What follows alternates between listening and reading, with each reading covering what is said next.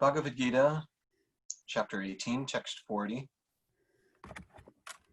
There is no being existing, either here or among the demigods in the higher planetary systems, which is freed from these three modes born of material nature. Elijah, go ahead, text 41. Brahmanas, I can never say this word, Kshatriyas, Vyasas, and Sudras are distinguished by the qualities born of their own natures in the accordance with material modes, a gesture of the enemy. Okay, Kshatriyas. Want to try that word again? Kshatriyas? Kshatriyas, yeah. Brahmins, Kshatriyas, Vaishyas, and Shudras are distinguished by the qualities. So depending on their situation in the modes of nature. Okay, text 42. Matthew. Peacefulness, self-control, austerity, purity, tolerance, honesty, knowledge, wisdom, and religiousness. These are the natural qualities by which the Brahmins work. Okay, here's another list.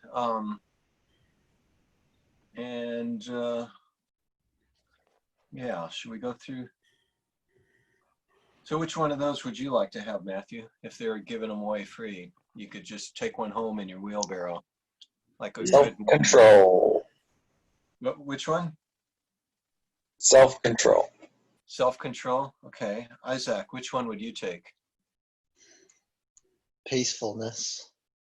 Okay. And Muchu? I'd say austerity. Woo! Okay. Really? Why would you choose that? Because it seems to include peace in the sense that you're able to be with what is rather than trying to be comfortable.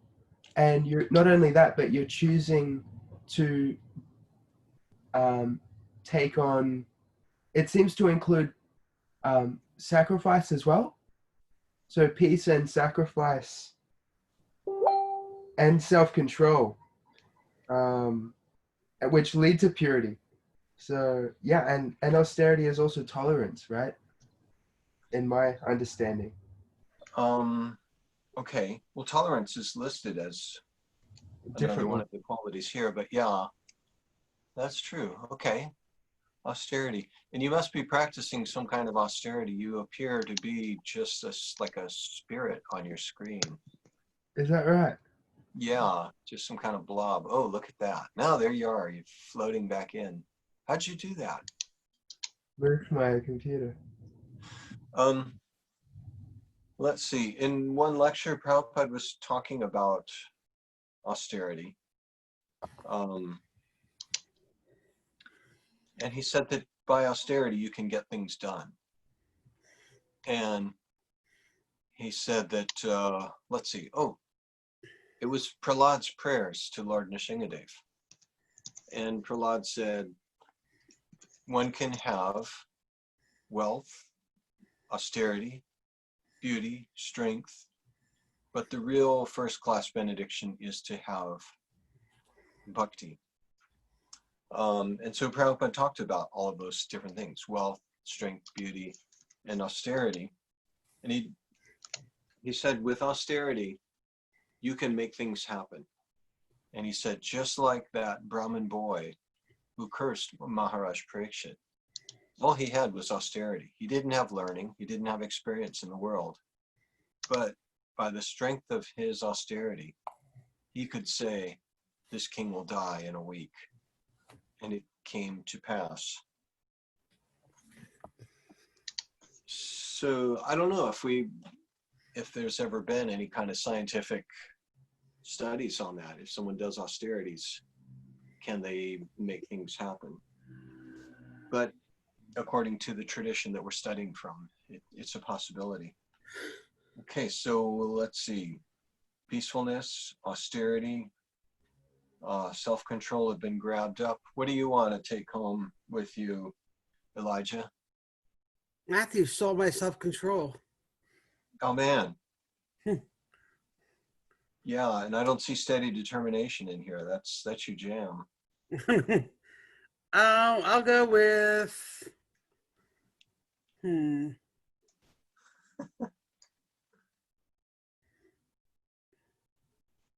religiousness. Religiousness. Okay. Astikyam. Don't ask me why. Yeah, why? No, don't ask me that. You didn't want me to ask you why? That's why I'm asking you why. I don't know. It just sounded good. Sounds good? Okay. Remember 2 chapters back about the demonic mentality. Krishna kind of went into examining that, and it said that the demonic person thinks everything has come about by chance, and its only purpose is to gratify the senses. Its lust is what makes the world go around, and lust is the only purpose for our existence. And to gratify the senses till the end of time is the goal of life. Thus, their anxiety is immeasurable, knows no bounds. So that mentality of just thinking that there's no God in control, that's considered like demonic. So it's a godly quality to have religiousness. So good choice, good choice. You'll probably get all of the other qualities just from that one. Oh, I forgot to ask Isaac, why'd you choose peacefulness? I guess it's just like busy mind. So therefore, with peaceful, if you can get peacefulness, then you can practice Krishna consciousness easier. Good point. Yeah. And early on, 2nd or 3rd chapter of the Gita, Krishna says something like, without controlling the mind, without controlling your anger, one can never have peace. And without peace, what is the question of happiness? So, good choice. And what did you guys leave for me? You already took peacefulness, self-control, austerity. All right, I'll just take purity. There you go. I'll take that one. Well, that one's close to bhakti, which he said is the best thing. Shocham actually means cleanliness. Ah, Shuchi. Cleanliness. Typically when Prabhupada talks about that, he'll talk about internal and external cleanliness. yeah. Bathing and then purity of thought. And about tapa, I was going to say in the previous chapter, we just read about the threefold austerity, the threefold Right. austerity. So what, do you remember those, what those are? Yeah, mind, body, and speech, which is very similar to purity in a sense. Like if you're um if you do those things that Krishna says, only speaking which is beneficial, only speaking like um, for the benefit of others, like that. That is almost that's pure. That's cleanliness of thought, right? That's internal Yeah. cleanliness also. Yeah, cleanliness of speech, thought, and action. In the Buddhist tradition, they have something called right thoughts, right action, right speech. So yeah, you chose a good, all-encompassing one. Part of austerity of speech is truthfulness and Arjuna, honesty. That's Right. one of the qualities. So yeah, so honesty would be an austerity, wisdom and religiousness. So these are the natural qualities by which the Brahmins work. So because of their nature, they naturally have these kinds of characteristics. They don't have to pursue them. So we're just picking them up because they're on sale here today. We're just looking at them and saying, okay, I'll take that one home. I'll put it on for a while. But this is the way these people are. So isn't that cool? I mean, there's some people who are just dripping with desires, and it's such a bummer. Remember how, let's see, chapter 3, Krishna talks, Arjun's question, what is it that drives people to do what is wrong? And then Krishna says, it is lust only, followed by anger, and is driven by the mode of passion. And lust is what covers the true knowledge, the real knowledge of a living entity. Our original knowledge is covered by that. So some of us are just dripping with desires, and it's just such a drag. You try to help those people, but they're consumed by it. And then you meet some people who are pretty carefree. Desires don't have a sway over them. They're like, yeah, sure, I'd like to do that, but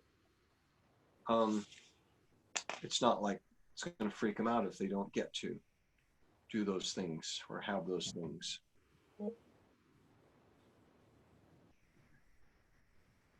Okay, so next verse.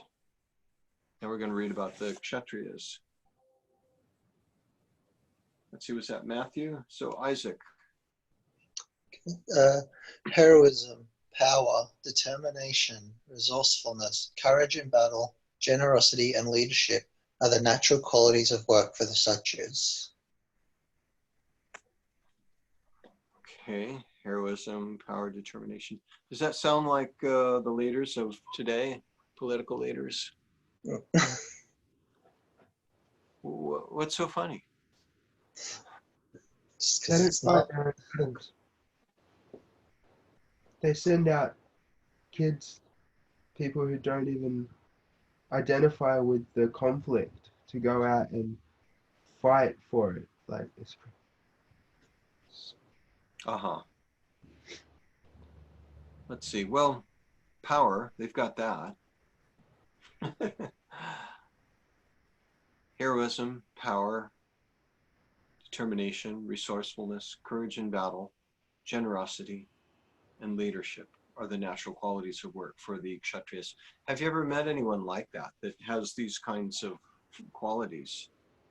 They're just natural leaders. When they are there, it's like, all right, this person is in charge. You ever have experience of that? You're like that, Pruitt. The way you hold this space is very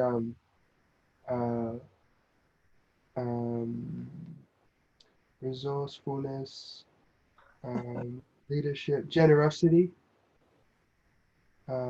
determination, power. Pretty determination. No, that's Elijah's department. Steady determination. He's got the monopoly on that one. Yep. Okay, thank you. Thank you. I enjoy it. And I guess I am resourceful. I have lots of ideas, but I'm pretty scattered all over the place. A Kshatriya is a person that can take all of these different resources of different people and channel them in a useful direction. Courage in battle, no, that's not me. Even in an argument, it's like, I don't want to go. It's not me. But some people are able to, like, the battles today are more like verbal battles, and some people really keep their cool, and they're able to listen and give good responses, and they're resourceful, heroic, and then their natural leader qualities come through, and everybody says, wow, look what that guy just did. He took such an awful accusation and turned it around. And okay, we'll look at our current leader here in America. I mean, resourceful.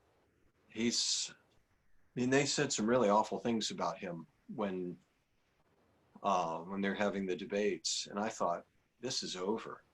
no one's going to want this guy in. But somehow he turned it around, and people just said, yeah, that's cool. I like how he did that. I mean, I didn't like it. But that's what gets you up to the top, having some of these skills. All right, I don't want to turn this into a political thing. Let's move on to higher topics. Text 44, Muchu.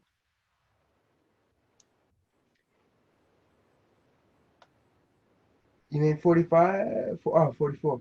44. Farming, cow protection, and business are the natural work for the Vaishyas, and for the Sudras, there are labor and service to others. Okay, so Vaishyas, they're people that are good with money. And some people are. They just have a knack for working with money and making things grow and build. Most of us are Shudras, labor and service to others. Okay, text 45, back to Elijah. By following his qualities of work, every man can become perfect. Now please hear from me now how this can be done. Next verse, Matthew. By worship of the Lord, who is the source of all beings and who is all pervading, a man can attain perfection through performing his own work. Next verse. It is better to engage in one's own occupation, even though one may perform it imperfectly, than to accept another's occupation and perform it perfectly. Duties prescribed according to one's nature are never affected by sinful reactions. And next verse, Muchu. Every endeavor is covered by some fault, just as fire is covered by smoke. Therefore one should not give up the work born of his nature, O son of Kunti, even if such work is full of fault.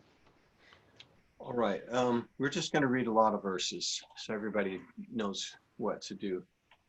And when we get to a certain point, we're going to dig into the purports. So go ahead, Elijah. One who is self-controlled and unattached, and one who disregards all material enjoyments, can obtain by his practice of renunciation the highest perfect stage of freedom from reaction.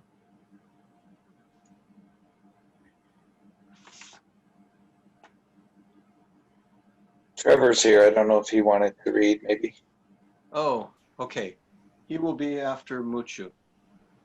And Trevor, we're reading chapter 18, text 50.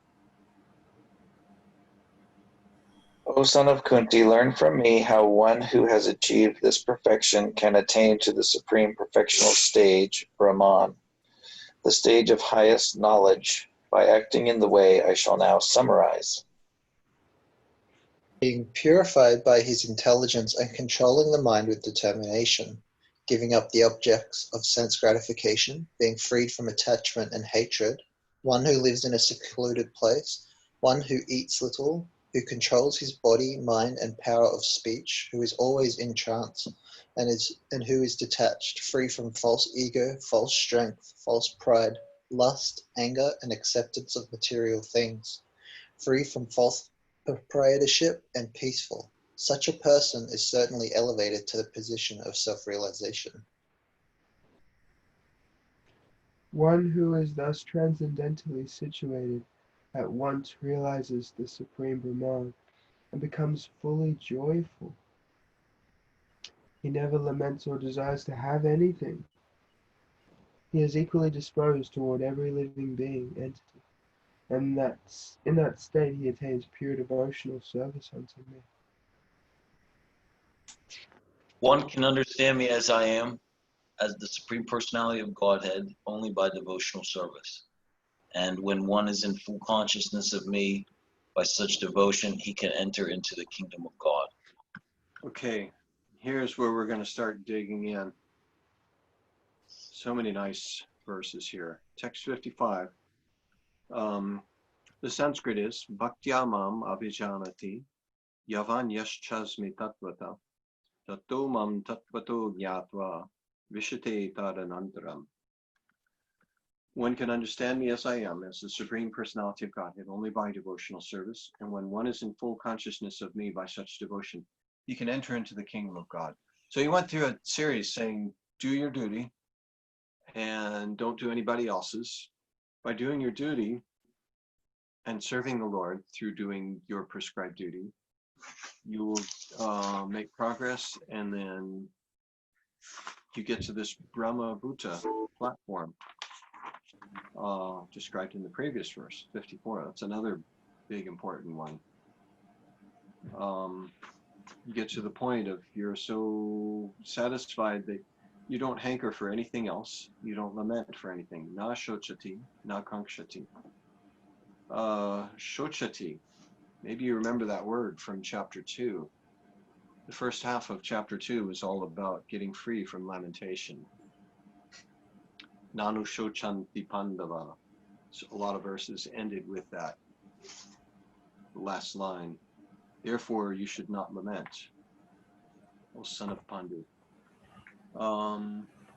Okay, so 55. Let's read the purport to that, starting with Elijah.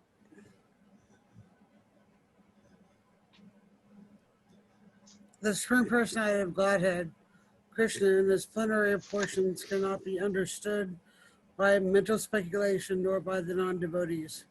If anyone wants to understand the Supreme Personality of Godhead, you have to take to pure devotional service under the guidance of a pure devotee. Otherwise, the truth of the Supreme Personality of Godhead will always be hidden.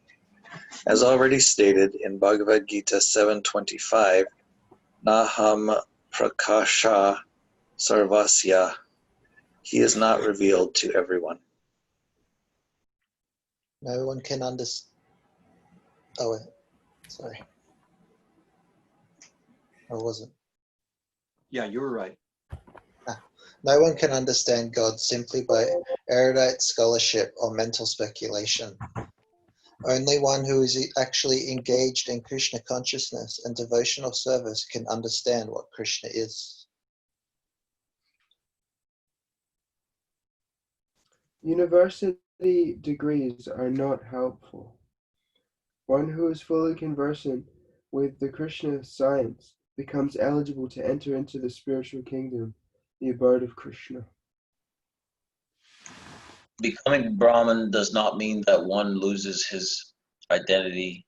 Devotional service is there, and as long as devotional service exists, there must be God, the devotee, in the process of devotional service. Such knowledge is never vanquished, even after liberation. Liberation involves getting free from the concept of material life. In spiritual life, the same distinction is there, the same individuality is there, but in pure Krishna consciousness.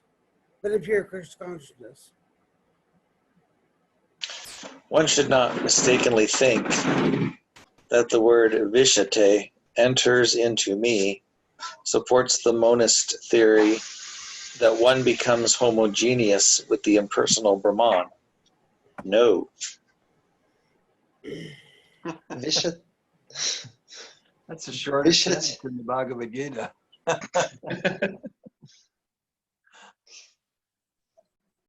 Vishate means that one can enter into the abode of the Supreme Lord in one's individuality to engage in his association and render service unto him.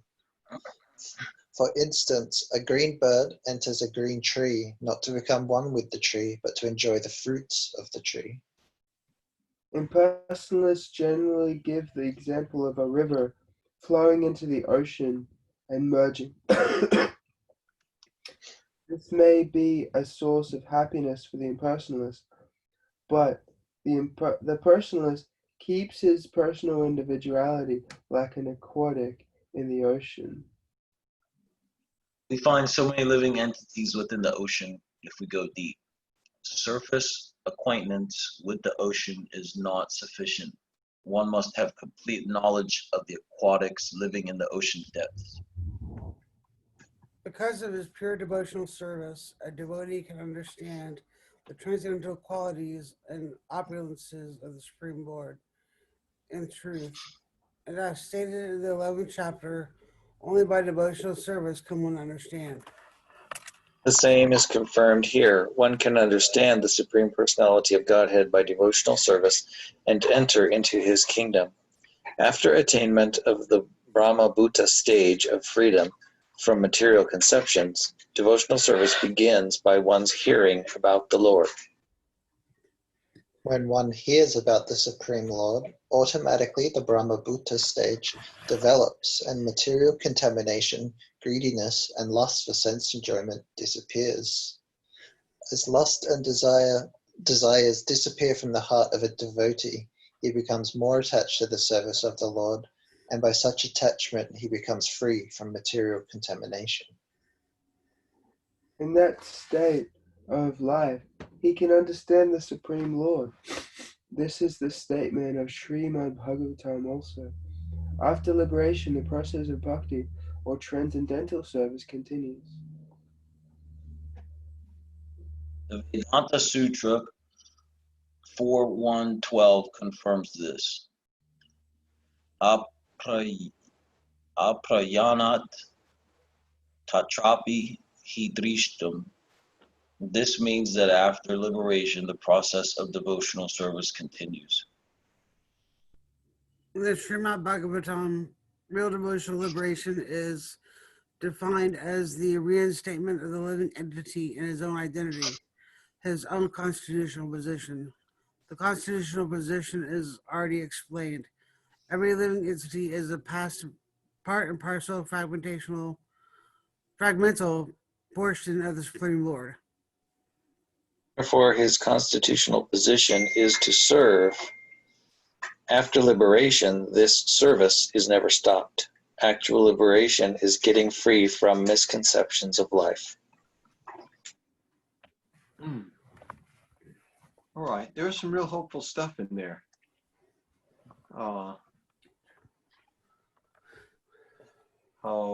Let's see, material contamination. When one hears about the Supreme Lord, automatically Brahma Bhuta stage develops. The material contamination, greediness, and lust for sense enjoyment disappear. As lust and desires disappear from the heart of a devotee, he becomes more attached to the service of the Lord, and by such attachment, he becomes free from material contamination. And yeah, there's a series of verses in the Bhagavatam that say the same thing. So that's helpful. We become more attached to hearing. As we become more attached to hearing, we drop all of our bad habits. That's like the verse that's spoken at the beginning of a lot of Bhagavatam classes. Nasta praishu abhadreshu nityam bhagavata sevaya bhagavati utamashloke bhaktir bhavati naishtaki. That by regularly hearing the Bhagavatam, nasta prayeshu abhadreshu, everything that's abhadra, everything that's inauspicious, becomes practically destroyed to nil. Nasta prayeshu avadreshu nityam bhagavata sevaya. By serving the Bhagavat, and Prabhupada says Bhagavat can mean the Srimad Bhagavatam, or it can mean the person who is living the life of the Srimad Bhagavatam. So doing service to devotees, reading the book, and bhakti bhavati naishtaki. So then bhakti becomes established as an irrevocable fact in our heart. And then the verses continue on that it says they keep on hearing. Gradually the influences of passion and ignorance, kama lobha dayaschaye chitaitayaranavidam stitam sattve prasidati. So one drops all of the bad habits that come from passion and ignorance, such as kama and lobha. So what do those words mean? I think Trevor knows. What does kama mean? Lust, material lust. Yeah. And lobha? I don't know. Okay. Anybody want to try? Greed. Greed, yeah, that's right. You know, we sing a song about greed. Yeah. The Evening Arctic. Yeah. Which song were you thinking of, Mucha? Gora Arti. Yeah. Okay. So Mana Loba. That's the most nectar line, I reckon. Jaya Jaya Gora Chandra Aratika Shobha. So Shobha means beautiful.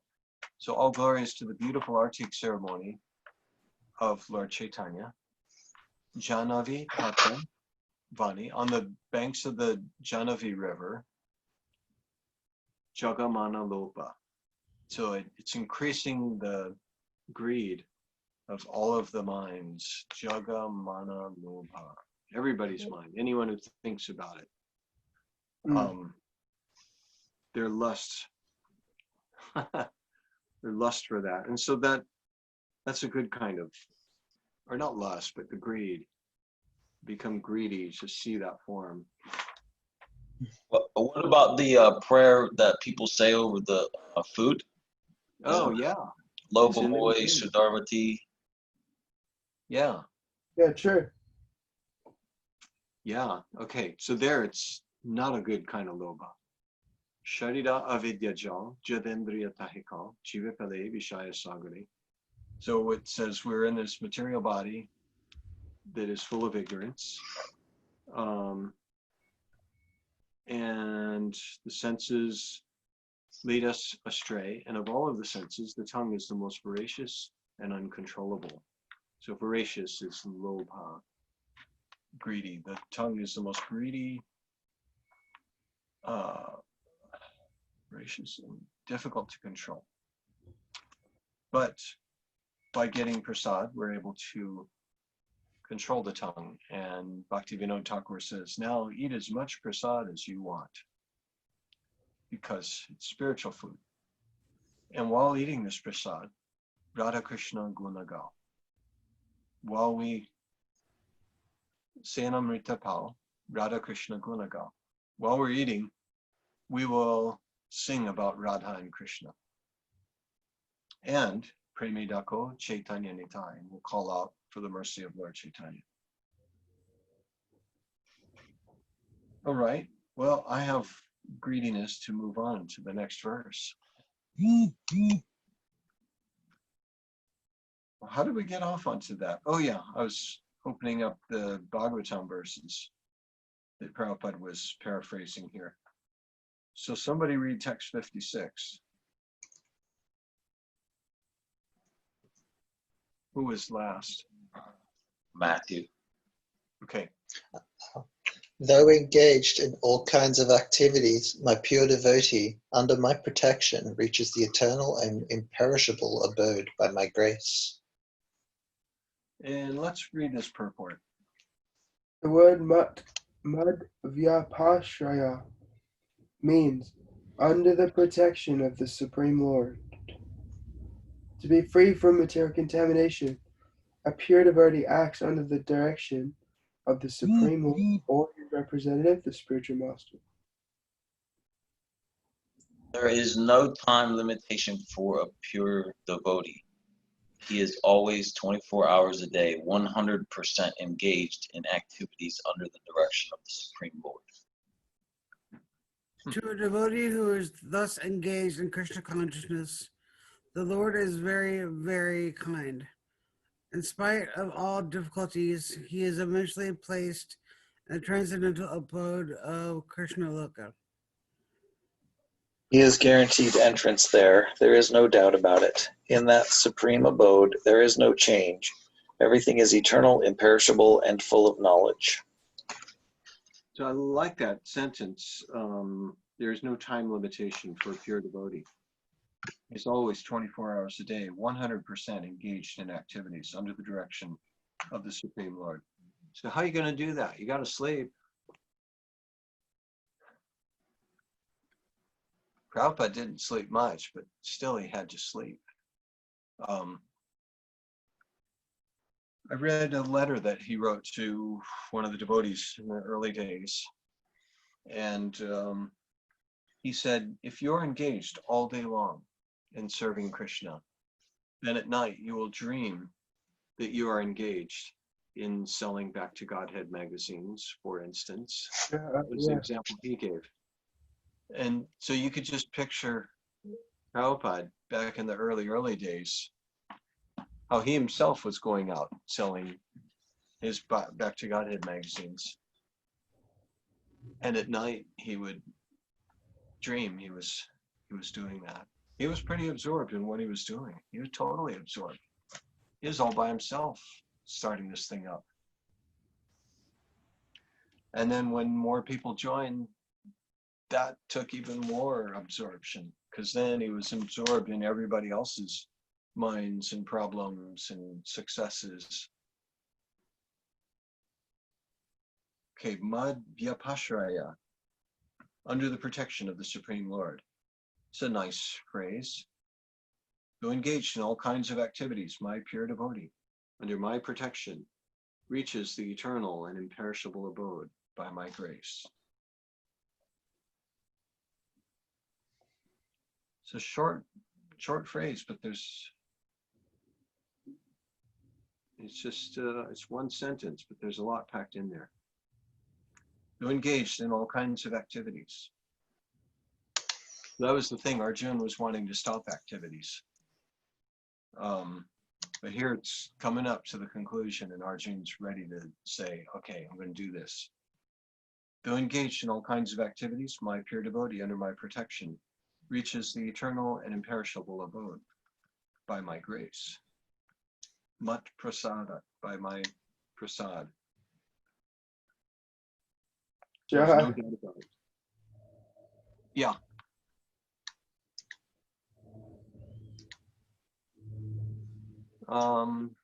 Okay, somebody read the next verse.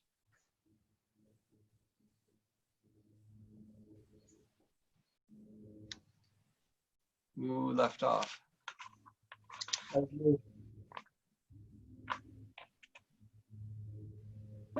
Isaac's turn. In all activities, just depend upon me and work always under my protection. In such devotional service, be fully conscious of me.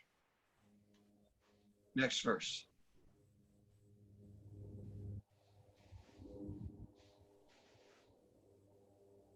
Next verse, Muchu. I read the one before that.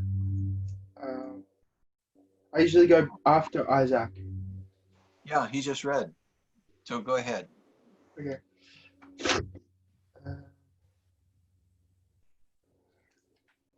If you become conscious of me, 58, yeah? Yes, that's right. And we're going to read this purport too. You will pass over all the obstacles of conditioned life by my grace. If, however, you do not work in such consciousness, but act through false ego, not hearing me, you will be lost. Purport. A person in full Krishna consciousness is not unduly anxious about executing the duties of his existence. The foolish cannot understand this great freedom from all anxiety. For one who acts in Krishna consciousness, Lord Krishna becomes the most intimate friend.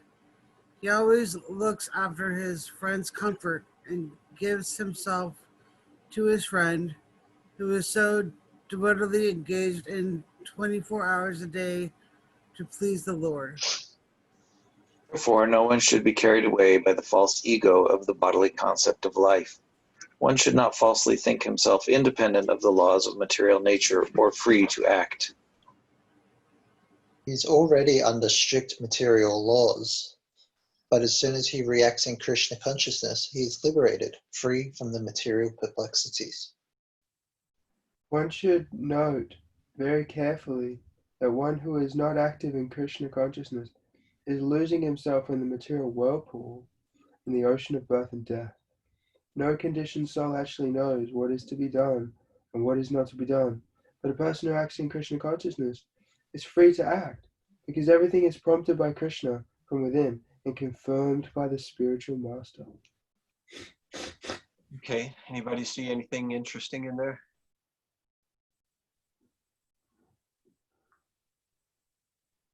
That first sentence, Mm-hmm. I can say that I have anxiety about existing in the duties of my existence. Yeah, a person in full Krishna consciousness is not unduly anxious about executing the duties of his existence. Not unduly. So unduly, that implies that, yeah, we're going to have some anxiety, but it's not over the top. But yeah, you're in a pretty rough situation. Everything you do is a big challenge. Your limitations.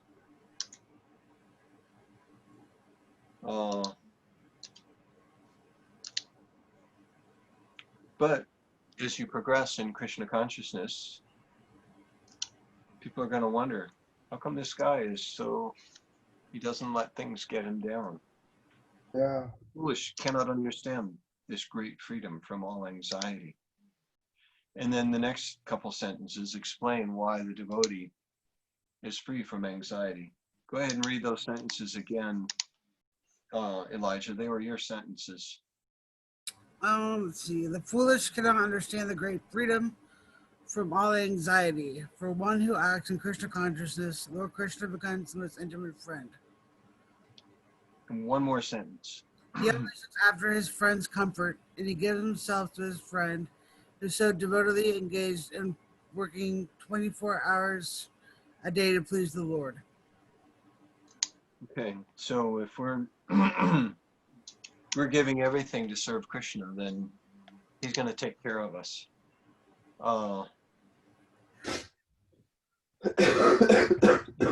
Something interesting that Jayadvaita Swami said was, show me one devotee who has given himself entirely for service to Krishna that is struggling, that is wanting in any way.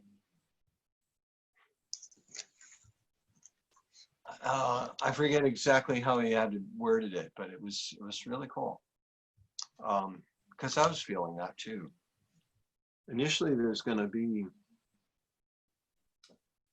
some risk. You know, when we jump off, like when you're going out on the high dive board and, yeah, you watched everybody jump off, they dive into the pool. But when you're up there, you look down and it's like, oh man, what am I doing this for? Why did I come up here?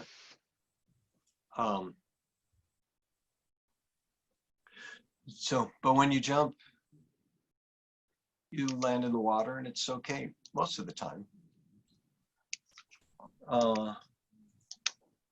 Therefore, no one should be carried away by the false ego and the bodily concept of life.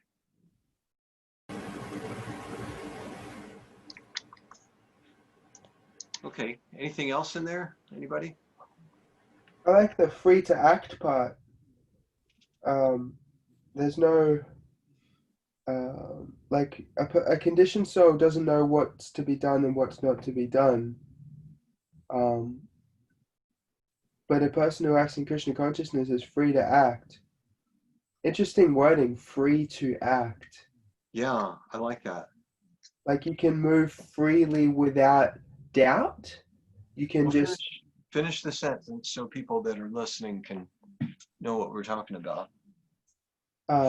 Free to act because everything is prompted by Krishna from within and confirmed by the spiritual master.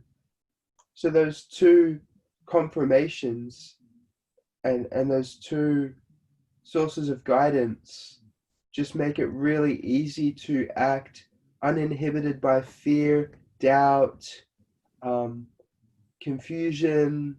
Just like Arjuna, he's at the start of the Gita, he's like confused about his duty, and then at the end, he gets to act in Krishna consciousness and free from fear, doubt, confusion, and also, if I already said, I don't know if I already said, but fear.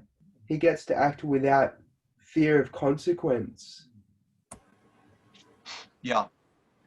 Yeah, that's one of the last things Krishna says is, do not fear. Yeah. Yeah, good point. So a conditioned person, they have no idea what should be done, what should not be done. So they try to follow the Vedas. They follow the rules. But a devotee, because a devotee has developed the tendency to try to please Krishna, that's what motivates the devotee. All of their desires are just desires to serve and to please Krishna. So Krishna prompts them from within, saying, here, do this, get this, be this, do this.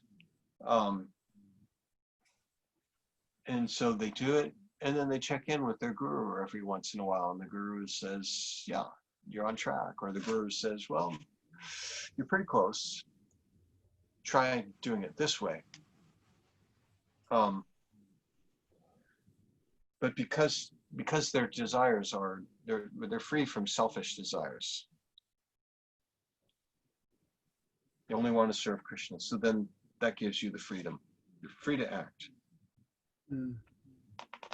Good, yeah. That was a good sentence. Anybody else? Well, let's move on then. We're free to act.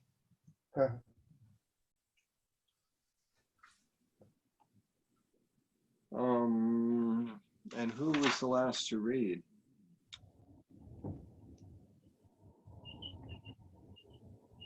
Man. Elijah, you're the one that keeps track of everybody.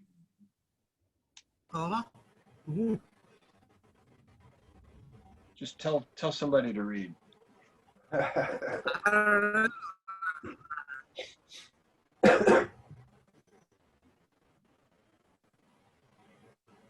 Trevor looks like he needs something to do. Go ahead, read, Trevor. 59. You do not act according to my direction and do not fight, then you will be falsely directed. By your nature, you will have to be engaged in warfare. These all look like such good purports, but we've got like 20 more verses to go. So let's push for a few more. Next verse. Under illusion, you're now declining to act according to my direction, but not compelled by the work born of your own nature. You will act the same as some of could be. Supreme Lord is situated in everyone's heart, O Arjun, and is directing the wanderings of all living entities who are seated as on a machine made of the material energy. O scion of Bharata, surrender unto him utterly. By his grace you will attain transcendental peace and the supreme and eternal abode. Okay, wait a minute. In the previous verse, I'm looking at something in the purport that looks interesting. It's toward the end of the purport. As soon as a living entity is placed in a particular type of body, he has to work under the spell of that bodily situation. A person seated in a high-speed motor car goes faster than one seated in a slower car, though the living entities, the drivers, may be the same. Similarly, by the order of the Supreme Soul, material nature fashions a particular type of body to a particular type of living entity so that he may work according to his past desires. The living entity is not independent. One should not think himself independent of the Supreme Personality of Godhead.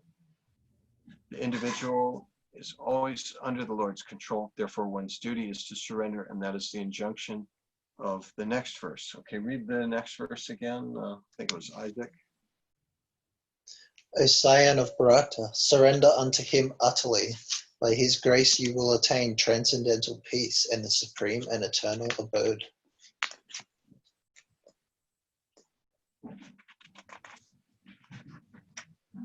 Mucha, next verse. Thus I have explained to you knowledge still more confidential. Deliberate on this fully, and then do what you wish to do.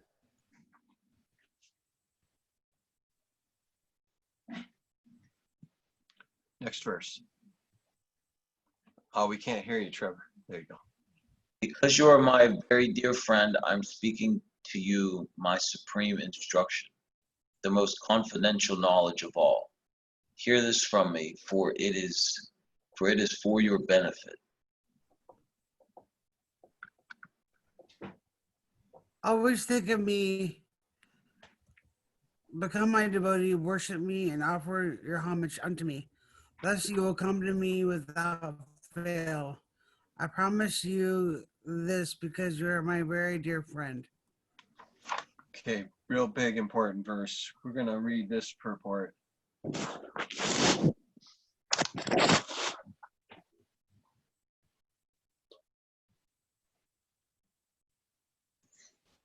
That would Most, be the most confidential part of knowledge is that one should become a pure devotee of Krishna and always think of him and act for him. One should not become an official meditator. Life should be so molded that one will always have the chance to think of Krishna. One should always act in such a way that all his daily activities are in connection with Krishna. He should arrange his life in such a way that throughout the 24 hours he cannot but think of Krishna. And the Lord's promise is that anyone who is in such pure Krishna consciousness will certainly return to the abode of Krishna, where he will be engaged in the association of Krishna face to face. This most confidential part of knowledge is spoken to Arjuna because he is the dear friend of Krishna. Everyone who follows on the path of Arjuna can become a dear friend to Krishna and obtain the same perfection as Arjuna. These words stress that one should concentrate his mind upon Krishna. The very form with two hands carrying a flute, the bluish boy with a beautiful face and peacock feathers in his hair. There are descriptions of Krishna found in the Brahma Samhita and other literatures. One should fix his mind on this original form of Godhead, Krishna. One should not even divert his attention to other forms of the Lord. The Lord has multi-forms as Vishnu, Narayana, Rama, Varaha, etc. But a devotee should concentrate his mind on the form that was present before Arjuna. Concentration of the mind on the form of Krishna constitutes the most confidential part of knowledge, and this is disclosed to Arjuna because Arjuna is the most dear friend of Krishna's. that's pretty cool. Following the path of Arjuna, you'll get to be Krishna's friend. Yeah. Anything else in there that you like?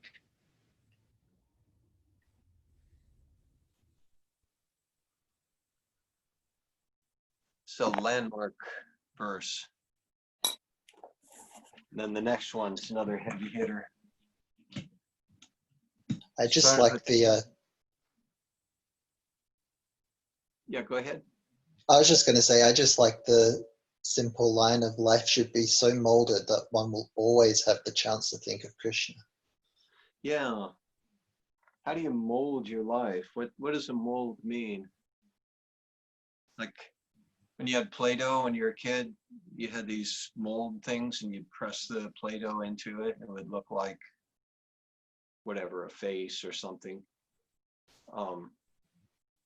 So we have a mold and we press our life into it. We shape it so that you can't help. How is it worded? Can't help but think of Krishna. We'll always have the chance to think of Krishna. Yeah. Can't help it. So just surround yourself with Krishna people, Krishna things, Krishna books, Krishna activities, Krishna service, Krishna responsibilities. That's a big one. If you've got some responsibilities and other people are counting on you, that's a good way to hold yourself in. Back in the brahmachari days, I was talking with another brahmachari about waking up in the morning and bringing an alarm clock while we were on traveling Sankirtan. And I said, when that alarm clock goes off, I just turn it off, go back to sleep. And he said, yeah, I would do that too, except I'm responsible to wake up 10 other brahmacharis. And if I sleep in, they all sleep in. And so I have to wake up And so that was pretty good. When people are counting on you, then it's more likely to happen. And so that's one way to mold your life, is to take on some kind of responsibility so that people are counting on you to do something. And if you have such responsibilities, rather than look at them as a burden, sometimes they'll appear to be one, but it's actually a blessing. It's a privilege, like the way the Tulsi Kirtan is translated, please give me the privilege of devotional service.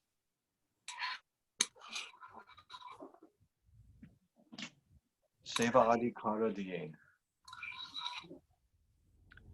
All right, shall we move on to the next verse, or does anyone have any other little nuggets in there they want to bring out? We haven't heard much from Matthew. I know he's all about this stuff, or maybe things are just too noisy there. It looks elegant, that bedstead. It looks almost like a Vyasasan or something. I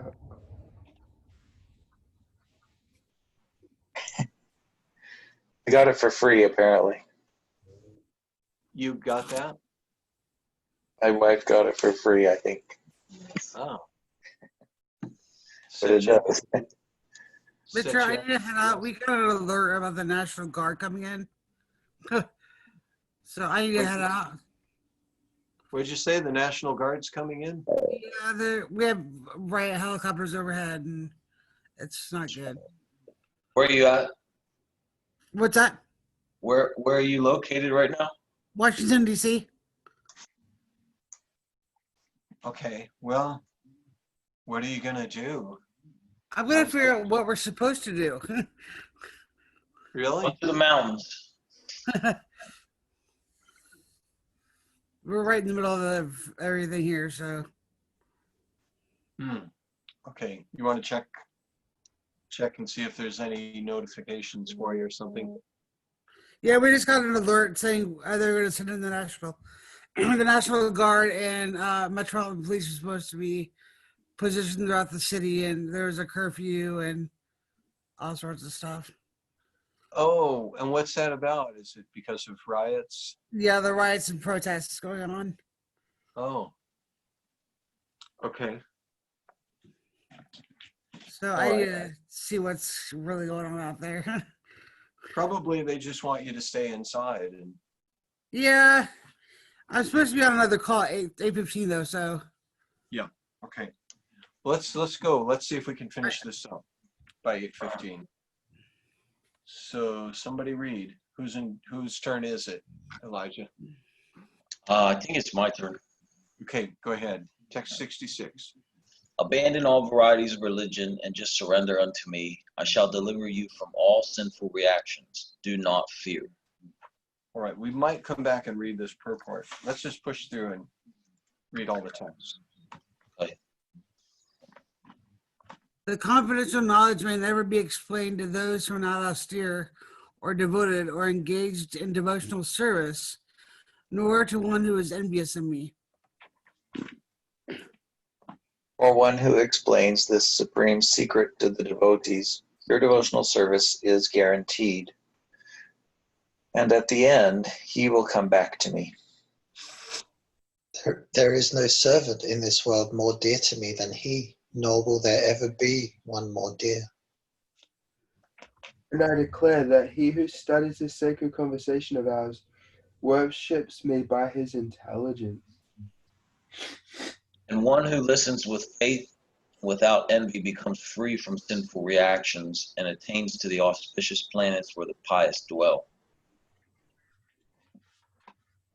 O Saripurta, O conqueror of wealth, have you ever heard this with an attentive mind? Are your ignorance and illusions now dispelled? Arjuna said, My dear Krishna, O infallible one, my illusion is now gone. I have regained my memory by your mercy. I am now firm and free from doubt, and am prepared to act according to your instructions. Sanjaya said, Thus have I heard the conversation of two great souls, Krishna and Arjuna. And so wonderful is that message that my hair is standing on end. By the mercy of Vyas, I have heard these most confidential talks directly from the master of all mysticism, Krishna, who was speaking personally to Arjuna. O king, as I repeatedly recall this wondrous and holy dialogue between Krishna and Arjuna, I take pleasure being thrilled at every moment.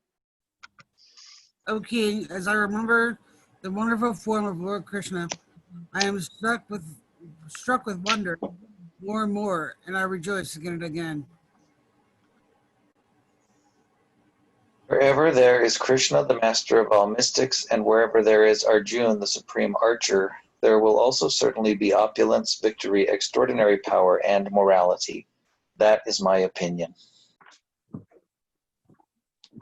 And that is chapter 18 of the Bhagavad Gita. Thus completes the Bhagavad Gita.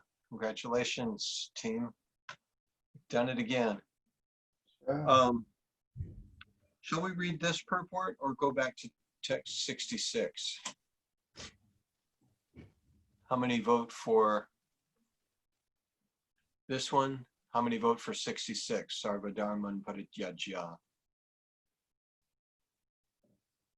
66.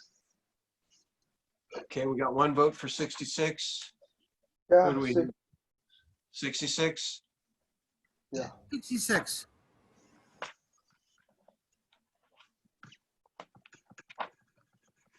Matthew finished. So go ahead, Isaac.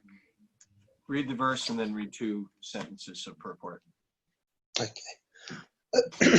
Abandon all varieties of religion and just surrender unto me. I shall deliver you from all sinful reactions. Do not fear.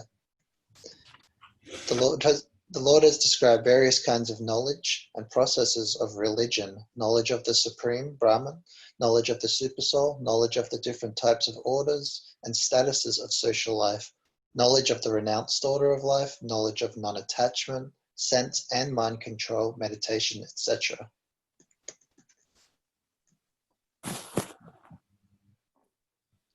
He has described in so many ways different types of religion. Now, in summarizing Bhagavad Gita, the Lord says that Arjuna should give up all the processes that have been to explain to him.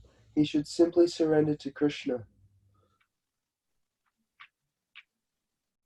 That surrender will save him from all kinds of sinful reactions, for the Lord personally promises to protect him. In the 7th chapter, it was said that only one who has become free from all sinful reactions can take to the worship of Lord Krishna. Thus, one might think that unless he is free from all simple reactions, he cannot take to the surrendering process. To such doubts, it is here said that even if one is not free from all simple reactions, simply by the process of surrendering to Sri Krishna, he is automatically freed.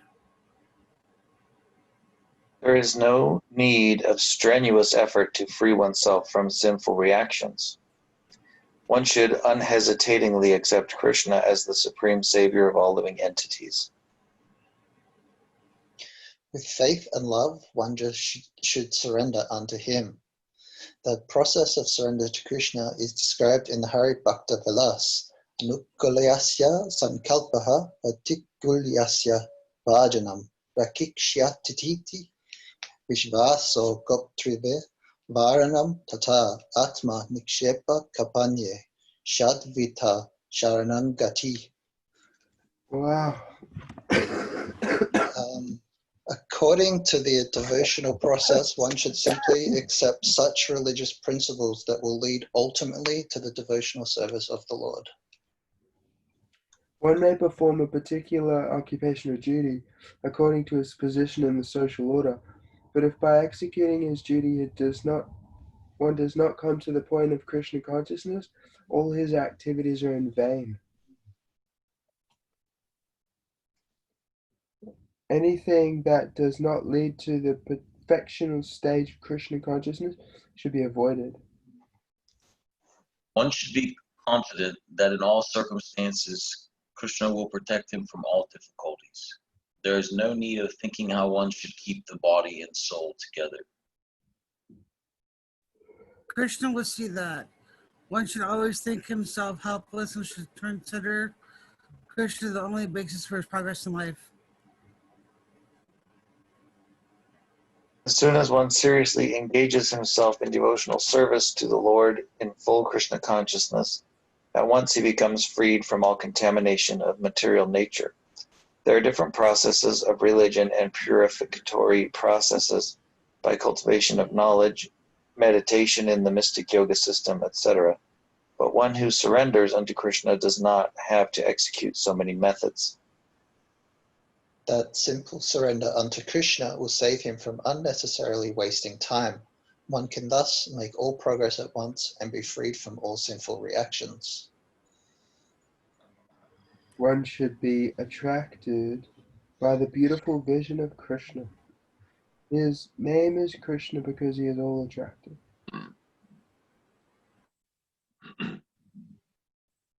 One who becomes attracted by the beautiful, all-powerful, omnipotent vision of Krishna is fortunate. There are different kinds of transcendentalists. Some of them are attached to the impersonal Brahman vision. Some of them are attracted by the supersoul feature, etc. But one who is attracted to the personal feature of the Supreme Personality of Godhead, and above all, one who is attracted by the Supreme Personality of Godhead as Krishna himself, is the most perfect transcendentalist. In other words, devotional service to Krishna in full consciousness is the most confidential part of knowledge, and this is the essence of the whole Bhagavad Gita. Karma yogis, empiric philosophers, mystics, and devotees are all called transcendentalists, but one who is pure devotee is best of all. Particular words used here, ma, shucha, don't fear, don't hesitate, don't worry, are very significant. One may be perplexed as to how one can give up all kinds of religious forms and simply surrender unto Krishna, but such worry is useless. Such worry is useless. Is there any kind of worry that is useful? I think I asked that last time. But anyway, worry about Krishna. He's the one making all the rules. So such worry is useless. Let's see if the video is going to work now. No, you can't see me. Anandi is here too. Oh, Oh, Anandi, hey, hello. Where did hey, you come from? I'm just been here